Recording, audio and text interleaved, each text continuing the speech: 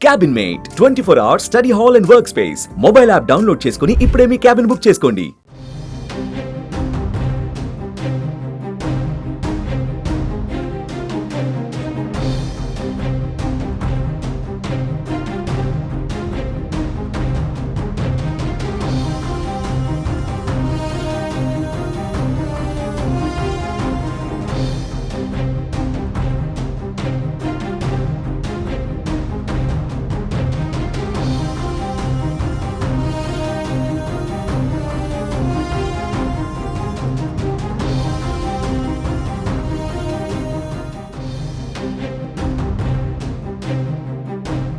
ఆస్తులు అంతస్తుల కోసం మనిషి జీవితాన్ని పణంగా పెడుతున్నారు ప్రస్తుతం.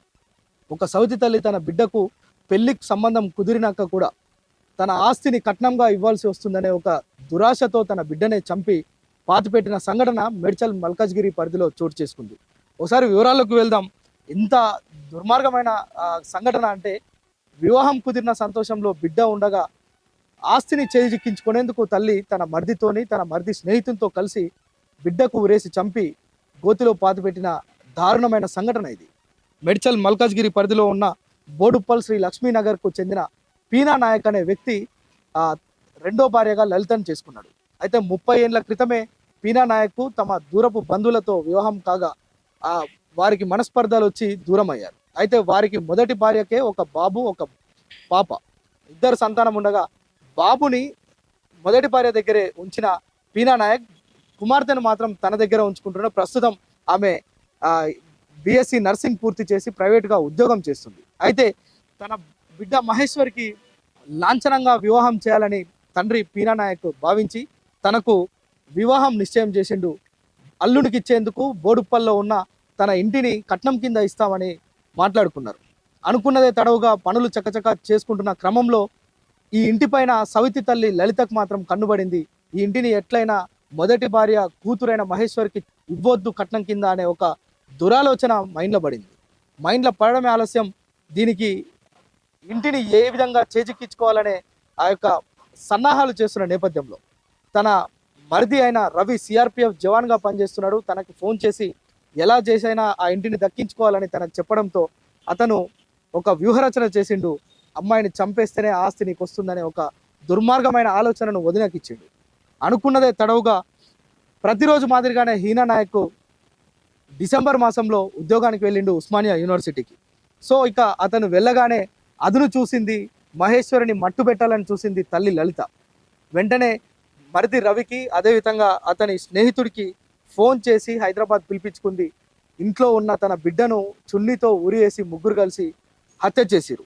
ఈ యొక్క ఘటన మొత్తం ఎవరికి మూడో కంటికి తెలవకుండా జాగ్రత్త పడ్డరు.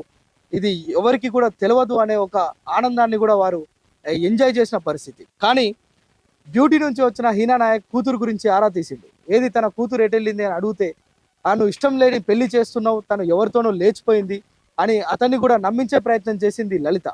కానీ చెప్పింది కానీ అతన్ని 3 నెలలు అంటే ఈ విషయం బయట తెలిస్తే పరువు పోతుంది, ఇది ఎట్టి పరిస్థితుల్లో కూడా బయటికి వెళ్ళొద్దు అని చెప్పి అతన్ని కూడా బెదిరించి అదిరించి ఇంట్లోనే ఉంచింది. కానీ 4 నెలలు గడుస్తుంది. డిసెంబర్లో జరిగిన సంఘటన ఇప్పటికీ 4 నెలలు అవుతున్న తన బిడ్డ ఆచూకీ తెలియకపోవడంతో పీనా నాయక్ మేడ్చల్ పోలీసులను సంప్రదించిండు. మేడ్చల్ పోలీసులకు విషయాన్ని చెప్పడంతో పోలీసులకు లలిత మీద సందేహం వచ్చింది. ఇంకేముంది, డౌట్ రావడమే ఆలస్యం. లలితను తీసుకెళ్లి విచారణ చేపట్టడంతో తమదైన శైలిలో పోలీసులు విచారణ చేస్తే జరిగిందంతా కక్కేసింది. కేవలం బిడ్డకు కట్నంగా ఇద్దామనుకున్న ఇంటి మీద ఆశపడ్డ లలిత తనను చంపి ఉమ్మడి నల్గొండ జిల్లా పరిధిలో ఉన్న శాలిగౌరం గ్రామంలో పూడ్చిపెట్టింది. ఈ విషయం అంతా పోలీసులకు ఒకటొకటిగా చెప్తుంటే పోలీసులే నివ్వరపోయిన పరిస్థితి. విషయం అంతా తెలుసుకున్న పోలీసులు వెంటనే ఇక్కడి నుంచి శాలిగౌరం వెళ్ళిరు. అక్కడ ఉన్న ఎక్కడైతే మహేశ్వరిని పూడ్చిపెట్టారో అక్కడికి వెళ్ళి ఆ యొక్క పూడ్చిపెట్టిన గోనె సంచలు మూటగట్టి పూడ్చిపెట్టిన ఆ యొక్క శవాన్ని తీసి పంచనామా చేసి తర్వాత కుటుంబ సభ్యులకు అప్పచెప్పారు. సో ఈ సంఘటనకు సంబంధించి ఏదైతే బిడ్డకు పెళ్లి కుదిరిందనే ఆనందంలో పీనా నాయక్, అదేవిధంగా పెళ్లి కుదిరిందనే సంబరంలో మహేశ్వరి ఇద్దరూ ఉన్న నేపథ్యంలో కేవలం ఒక ఇంటి కోసం కట్నంగా ఇవ్వాలనుకున్న ఇంటిని కాజేయాలనే ఒక దుర్మార్గమైన ఆలోచనతో మాత్రమే సవితి తల్లి లలిత ఈ యొక్క దారుణానికి ఒడిగట్టినట్లుగా పోలీసులు అయితే వెల్లడించారు. దీనిపైన కేసు నమోదు చేసుకొని దర్యాప్తు చేసిరు, నిజానిజాలు బయటపెట్టిరు. పోస్టుమార్టం రీపోస్టుమార్టం చేసి కుటుంబ సభ్యులకు మహేశ్వరి ఆ యొక్క మృతదేహాన్ని అప్పచెప్పిన సంఘటన. ఒక్కసారిగా అంటే మేడ్చల్ మల్కజ్గిరి బోడుప్పల్ పరిధిలో ఈ యొక్క సంఘటన జరిగిందని తెలుసుకున్న సమీప కుటుంబ సభ్యులకు సంబంధించిన వారు కావచ్చు, ఆ ఇంటి సమీపంలో ఉన్న వారంతా ఒక్కసారిగా భయాందోళనకు గురయ్యారు. అంటే ప్రతిరోజు లలితను చూస్తుంటారు వారంతా.